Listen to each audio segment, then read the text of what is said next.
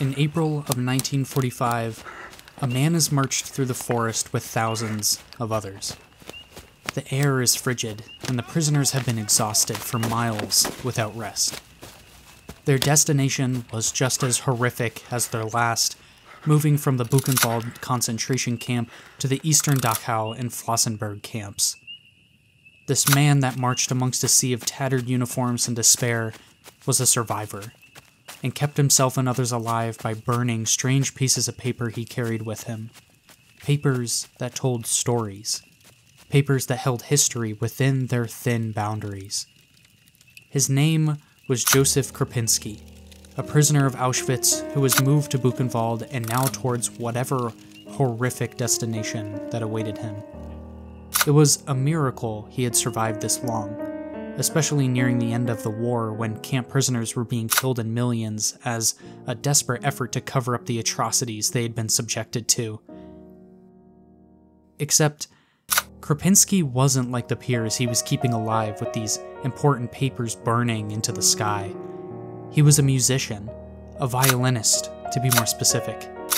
He created hundreds of compositions throughout his time in these camps, composing beautiful pieces of music while watching thousands die every day. Everything he composed was a secret and put his life into even more danger, yet he refused to stop and wrote music on anything he could find.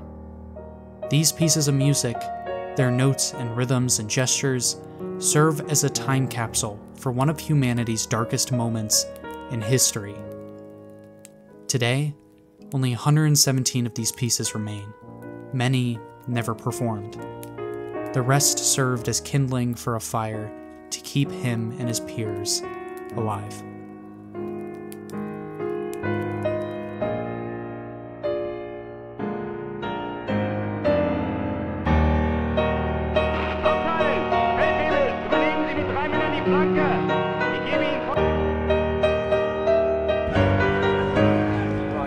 That's it.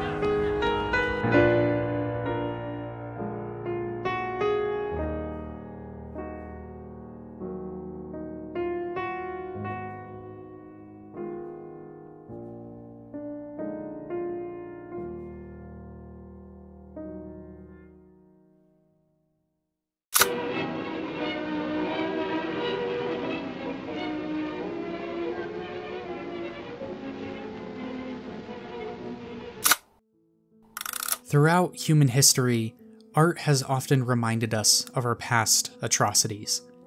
Paintings, photographs, movies, music, and more have paved their way into the history books by giving us a message, something to hold on to as the years pass and the memories fizzle out.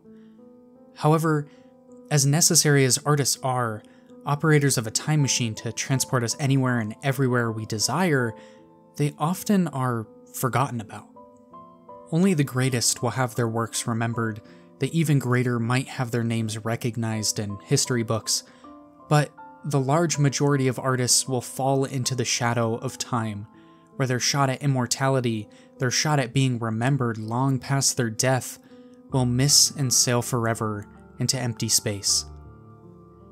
And yet, artists dedicate their entire lives to this idea. Some even do the inverse, creating art to never be seen. Art has been created because select individuals throughout history have dedicated their lives to a cause that cannot pay them in cash.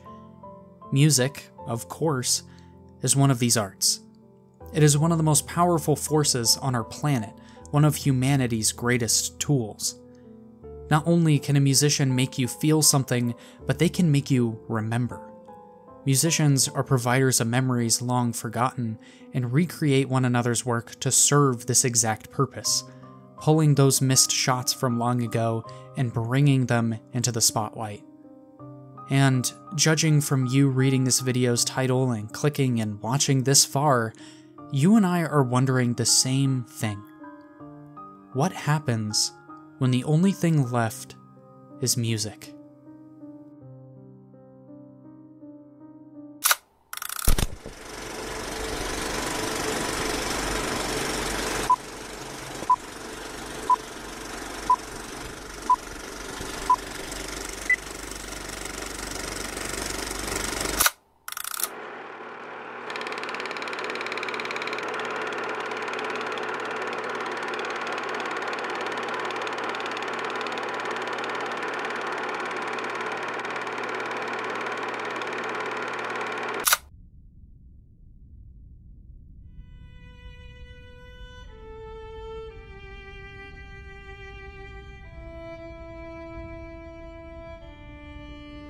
What you are listening to is the hymn Nearer My God to Thee.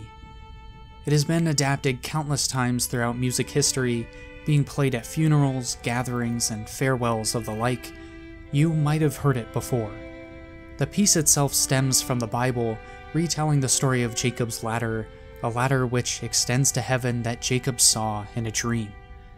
Through lyrical and instrumental adaptations, if you listen closely, it feels like the notes are trying to reach out to something, some great power that rests above. The soft timbre and richness of the sound isn't dramatic, but instead welcoming. It is a beautiful piece of music. But what makes Nearer My God to Thee so famous isn't just its beauty, nor its cultural relevance. Instead, it was a performance unlike any other. Come on now! Help me! Together now, Nick! Right. That's it then. Goodbye, Molly. Good luck. Goodbye, Molly. Take a turn around the baby, lower the bird channel until the deck is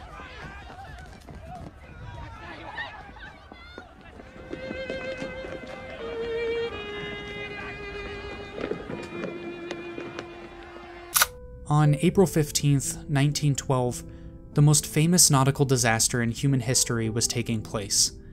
The ship deemed unsinkable by the White Star Line was plunging itself into the frigid North Atlantic waters, taking with it over 1,500 lives. I can't imagine the amount of panic that was ensuing that night, hundreds of people watching their lives flash before them as the luxury liner crashed into the black abyss. After the tragedy had taken place and the media interviewed the survivors, an unlikely story found itself emerging in the papers. Quote, "As the screams in the water multiplied, another sound was heard, strong and clear at first, then fainter in the distance. It was the melody of the hymn Nearer My God to Thee, played by the string orchestra in the dining saloon. Some of those on the water started to sing the words, but grew silent as they realized that the men who played, the music was a sacrament soon to be consummated by death. The serene strains of the hymn and the frantic cries of the dying blended in a symphony of sorrow." On that night, 8 musicians gave their last performance, a moment of solitude to offer peace to those facing death, including themselves. Led by 33-year-old violinist Wallace Hartley, the group would be recognized as heroes after their tragic passing. Hartley would have approximately 40,000 attendants at his funeral.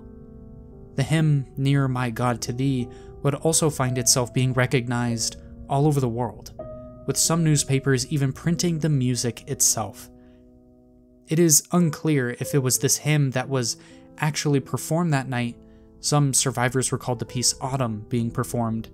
Others heard no music at all. However, the significance of this event, this story of bravery, holds within it a glimpse of how music can touch the soul. It shows us that when music is the only thing left, it can offer a sense of peace, and has given us a melody that we will never forget. One that will always remind us of the tragedy that took place over 100 years ago. It may have been humanity's own hubris that put those people aboard that ship, but it was also the best of humanity that put them to rest amongst the sea.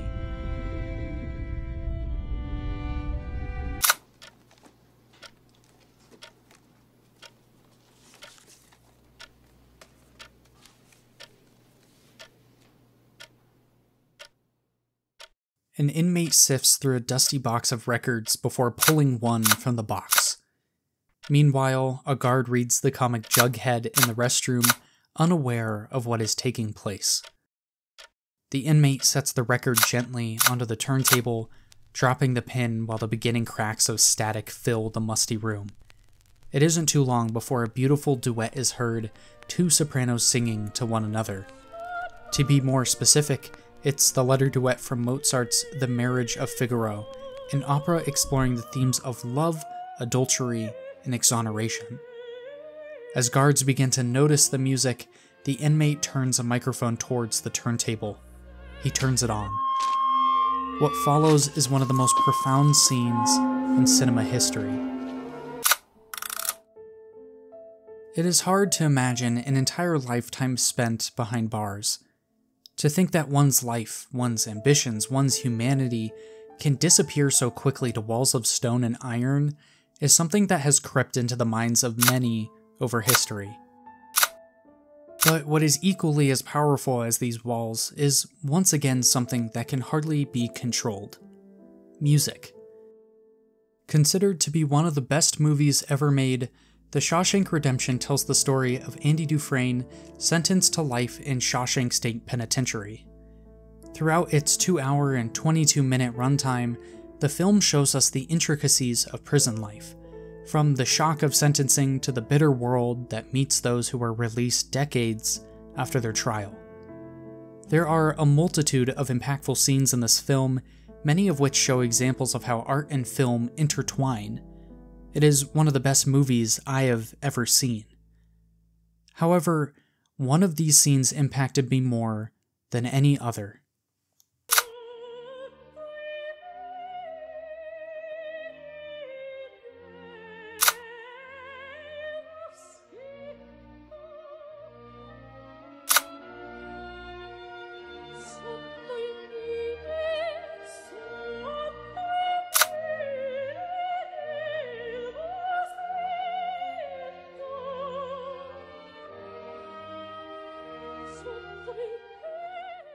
Hearing those two sopranos sing over the loudspeakers was a break from this grounding film. Throughout the majority of its runtime, The Shawshank Redemption puts the viewer inside its walls, showing them only the lives of the poor souls trapped there and not letting the viewer escape to the outside world. There aren't many scenes showing what is going on outside of Shawshank, and there aren't many scenes showing why Shawshank is a good place. And this makes it even more impactful when we see those souls get a glimpse of the beauty outside of the prison that they call home. Music is the key to making this happen. You can see it on their faces as they stand out in the sun, squinting at the loudspeakers singing throughout the prison yard. They have no idea what those ladies were singing about, nor did they want to know either. If they had known, the themes of The Marriage of Figaro coincide much with the themes of Andy Dufresne's life story. But in a situation where a man has everything taken from him, where you could be beaten to death at any moment, music found its way into these prisoners' minds, taking them to someplace better. It may have not been able to free them physically, but it could free them mentally. As Red says in the film, "And for the briefest of moments, every last man at Shawshank felt free."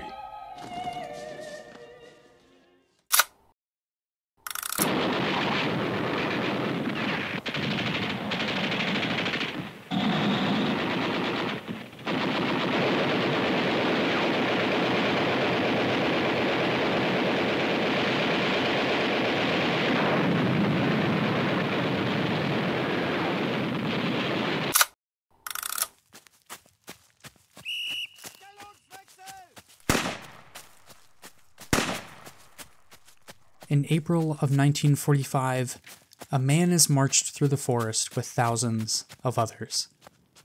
Before setting his artwork ablaze in the spring chill of 1945, Josef Kropinskis was composing intricate melodies by candlelight.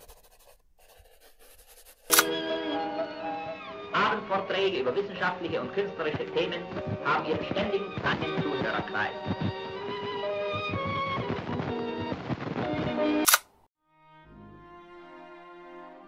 A Roman Catholic, Kropinski was captured when he was 26 years old, targeted for publishing an underground newspaper for the Polish resistance.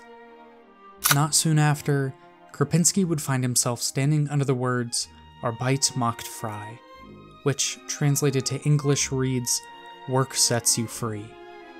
If you look closely, the letter B is flipped upside down, rumored as an act of defiance from the prisoners forced to make the steel phrase that would hang above Auschwitz. Not long after his arrival, Kropinski, being a talented violinist, would become the first violinist of the men's orchestra at Auschwitz. Yes, these camps did in fact have orchestras. These orchestras could be found in a multitude of concentration camps, playing popular songs of the German people. From dance music to marches to even Beethoven's Fifth Symphony, the imprisoned musicians would play constantly. It served as a tool of juxtaposition, on the one hand serving as an artistic expression, and on the other a constant reminder of oppression. What you are listening to is one of the many tunes played in these camps, emphasizing this horrifying dichotomy of happy, beautiful music with death and decay. I can't imagine hearing this live in a place so horrifying. Primo Levi, a Holocaust survivor who was in Auschwitz from 1944 to its liberation in 1945, had this to say about the music. Quote, "The tunes are few, a dozen, the same ones every day, morning and evening, marches and popular songs dear to every German. They lie engraven on our minds and will be the last thing and lager that we shall forget. They are the voice of the lager, the perceptible expression of its geometrical madness, of the resolution of others to annihilate us first as men in order to kill us more slowly afterwards. When this music plays, we know that our comrades, out in the fog, are marching like automatons. Their souls are dead and the music drives them, like the wind drives dead leaves, and takes the place of their wills." By day, these themes of weaponized music rang throughout the hollow atmosphere of Auschwitz. By night, Kropinski was doing something that could get him killed. This was Germany, a beautiful country.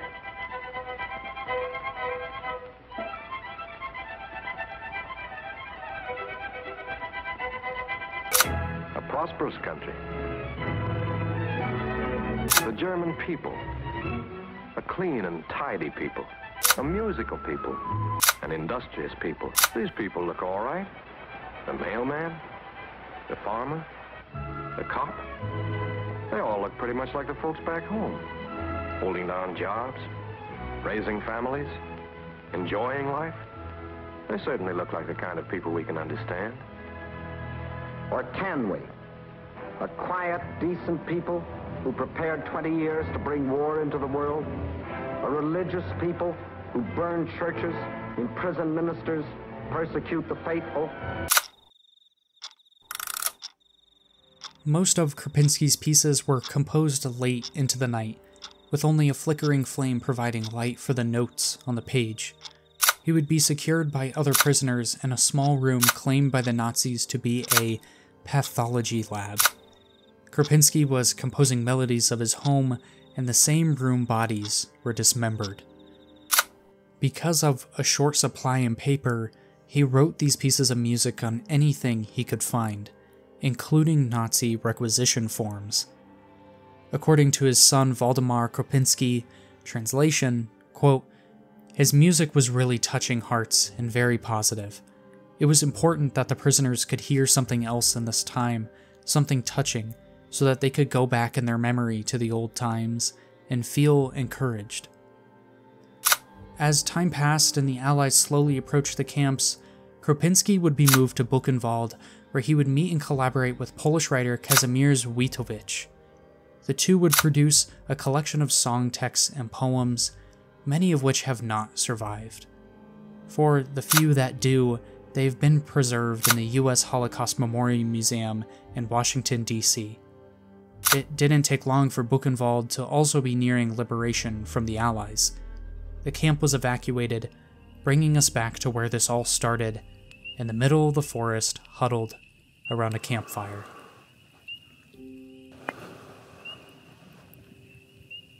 I can't tell you what was going through these survivors' heads that day. From what I could find, no record exists specifically stating what happened during those frigid nights. I imagine that the thought of survival was outweighing any other. They might have seen the light at the end of the tunnel, hoping that the war was over and they only had to last just a bit longer. Through all their misery and pain, they finally might get a chance to see the beauty in life again. Maybe they could even find their loved ones amidst the war-torn world they now lived in. But all I know are two certainties in the end of the story. I can tell you that Kropinski did survive and would pass away in his home country in 1970. He would die before seeing his pieces performed live. I can also tell you that the majority of his music has been lost to time, whether it be left to rot in a concentration camp, burned into ash, or simply forgotten. This story doesn't have a bright ending. In fact, none of these stories I have told you today have. They all have stemmed from the worst of humanity, whether it be jinxing a ship as unsinkable or hating another simply because they believe in something different. In all of these stories, they are surrounded in darkness. But they are also some of the most inspiring, humanizing, and fascinating stories in music history. To have everything taken from you physically is easy, but to take everything from you mentally is impossible. The musicians aboard the Titanic stared down death and performed one of the most beautiful pieces of music to help strangers. The men of Shawshank owned nothing but cigarettes and broken memories, and yet were liberated for a moment because of music. The prisoners and victims of the were stripped of their identity, their families, and shown the worst that humanity is capable of, and yet they found ways to compose music and create with nothing but scraps. The power of art, the ability to create, is something rooted so deep into humanity that you'd never be able to see where it began. It is something we struggle to comprehend as a species, where art is so subjective that we often don't even want to fund it. An artist will starve before giving up their ability to create. Many artists will dedicate their lives to this creation and never see a penny. The purpose of art to the artist is far more complex than what monetary value can express. Art, in this case music, can have no price tag on it. To experience a performance like that aboard the sinking Titanic, or a recording played through rusted speakers in a prison, or hearing the strongest group of people to ever live perform pieces in a place of death and misery, has no price tag. It has no singular meaning. It is what happens when music sits on shelves for over 70 years to be performed. It is what happens when music is defined by disobedience. It is what happens when music is used as a weapon and a shield. It is what happens when the only thing left is music.